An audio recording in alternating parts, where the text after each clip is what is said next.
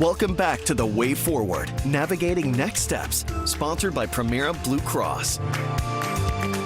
Welcome back to the show. There is no doubt the pandemic has been extra hard on the Black and AAPI communities.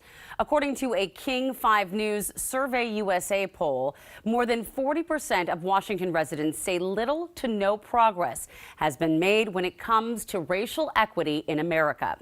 Here's a deeper look at how this past year has impacted our community.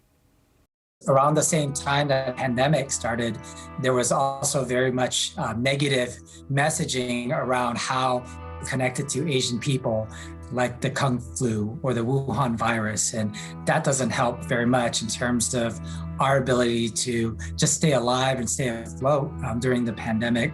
Michael Byun is the Executive Director of Asian Counseling and Referral Service, promoting social justice and the well-being of Asian Americans and Pacific Islanders. He says the pandemic affected both the health and the heart of the AAPI community. This is kind of a double whammy for our communities. I know that the broader community is suffering from tragedies of illness and death that are connected to their family and loved ones and friends.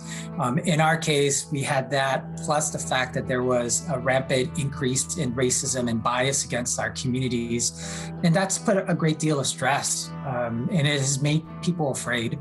So we had, especially among our women and also older adults, who were very scared or concerned about their safety in taking care of their day-to-day chores and errands outside of the house. That fear justified. NBC News reported racial attacks against Asian Americans have doubled since the start of the pandemic, from about 4,000 incidents in March of 2020 to nearly 7,000 in March of this year.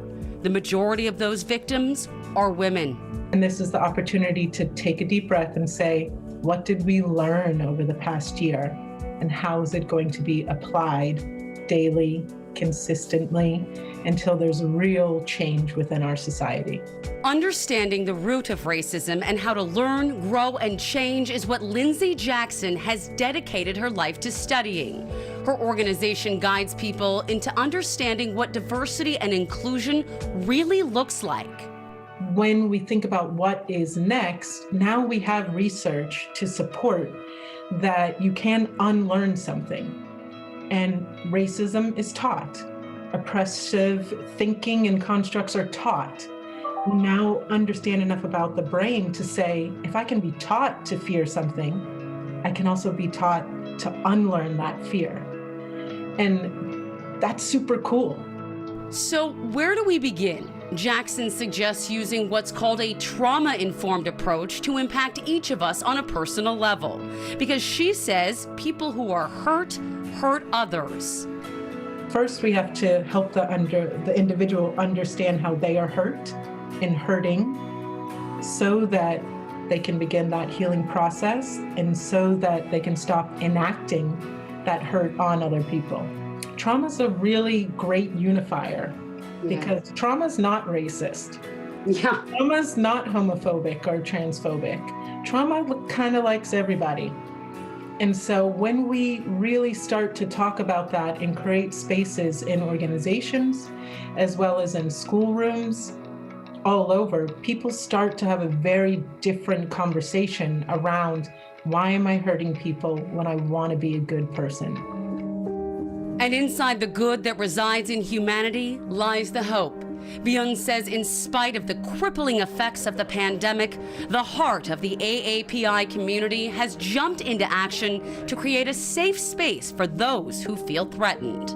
There's been tremendous amount of generosity, and a lot of it is coming from the community itself. Our Asian community helping others. And examples are many, and ones that I can cite for you here is like the Chinatown International District Mutual Aid, which is a group, it's an informal group of grassroots individuals who really cares for the community and wanted to take steps necessary to support them, whether it's to provide accompaniment for vulnerable older adults to run their errands. It's about assisting them to get access access to food, if they're not able to get out of the home.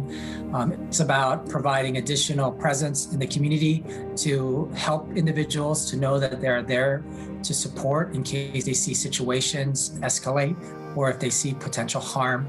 So that's a really important example. Another important one in the aftermath of the Atlanta shooting, where 6 of the 8 were Asian women, we realized that our communities are so diverse and the needs are very diverse. And especially for those who are working in our massage parlors, the vulnerability that they have. And so there's a group also called the Massage Parlor Outreach Project that has been doing amazing work to take care of those individuals who may potentially feel more vulnerable after Atlanta.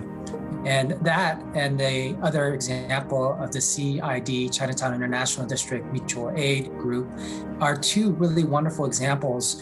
They're not traditional nonprofits, they're a grassroots group to just feel that they could do something to help community, and they mobilize to do things, to take action, to support, to provide help for people who are in need.